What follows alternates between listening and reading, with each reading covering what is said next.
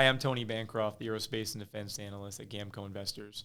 Today, I'd like to discuss my visit to the 2022 Farnborough Airshow, which took place from July 18th to July 22nd this year.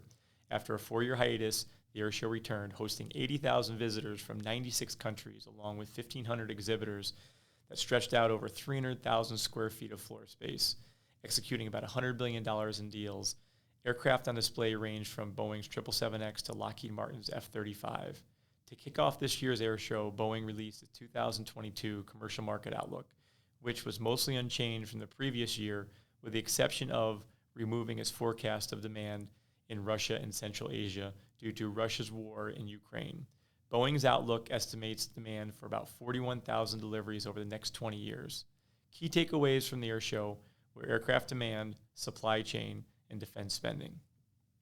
In general, aircraft demand remains healthy, with Boeing claiming about 230 orders and Airbus about 120 over the 4 days of the air show, valued at about $50 billion. On the aftermarket side, even with global traffic still down 25% compared to 2019, suppliers view the recovery as broad-based and still only in the sixth inning.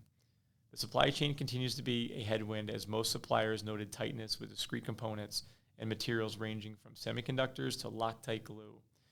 In addition, labor shortages, particularly for plants in smaller communities, are straining the supply chain. Most of the companies we spoke with expect this to continue into mid-2023.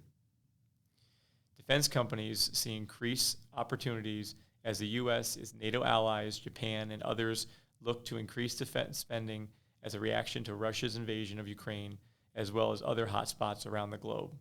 Overall, long-term fundamentals that have driven air travel for the past 5 decades and doubled air traffic over the past 2 decades remain intact, while defense spending has provided a healthy market with solid demand from major platforms and programs.